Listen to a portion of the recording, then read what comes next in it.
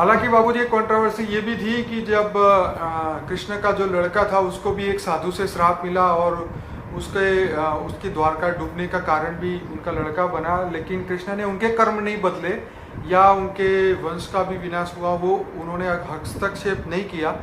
खैर ये तो काफी पुरानी बात हो नहीं, गई। ये बहुत इंपॉर्टेंट बात है जी। भगवान जो कृष्ण थे जी। वो साधारण नहीं थे, वो ऑलमाइटी अथॉरिटी के अवतार जी। तो उन्होंने खुद ने चाहा कि मेरे कुल का विनाश है जी, इसलिए वो एक साधु खुद निमित्त बनाया उसने।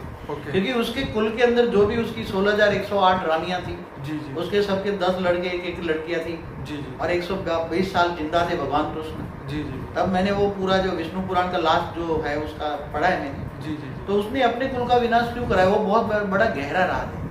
जी।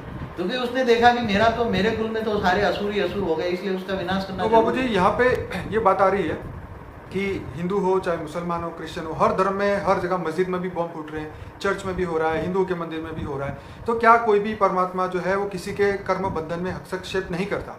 ये क्लियर है। मैं एक बात आपको एक हिस्ट्री में ले जाता हूँ। धर्म के नाम पर कितनी लड़ाई हुई पहले। जी। सबसे पहले ये धरती पर यहूदी धर्म आया 5,800 साल पहले। ठीक है। तो धरती पर कई यहूदी बने ना जी कि यहूदी के बाद 3,900 साल के बाद में इस्लाम आया। जी जी तो सब यहूदियों से और हिंदुओं से इस्लाम धर्म का पर जबरदस्ती करने लगे, जी। धर्म युद्ध होने लगे। जी जी धर्मों को परिवर्तन करने के लिए तलवार की नोक पर कराने लगे धर्म परिवर्तन। ठीक है। तो सभी धर्म परिवर्तन क्यों कराते हैं? बाद में क्रिश्चियन आए तो क्रिश्चियनों ने भी यहूदियों को मार मार कर धर्म परिवर्तन कराया। जी फिर बाद में मोहम्मद आए तो मुसलमानों ने भी धर्म परिवर्तन कराया। औरंगजेब है, देख लो, जी जी औरंगजेब ने तलवार की नोक पर बहुत लोगों को कराया। जी। तो ये क्यों हो रहा है धरती पर ये धर्म परिवर्तन क्यों होता है? तो क्या भगवान इसको नहीं रोक सकता? जी। हाँ, ऊपर वाला मालिक है जी। इस ब्रह्मांड का जो मालिक है शिव है, जिसको मानते हैं जी। पर ब्रह्म परमेश्वर भी कहते हैं शिव को। जी। हाँ, तो क्या ये धरती पर जो आज अनाचार हो रहा है, इतने धर्म हो गए हैं, इतने धर्म के नाम पर अधर्म हो रहा है, जी तो ये नहीं रोक सकते? एक छोटी सी बात नहीं, बहुत बड़ी कहानी है। जी हाँ, थियरी ऑफ कर्म क्यों नहीं होता?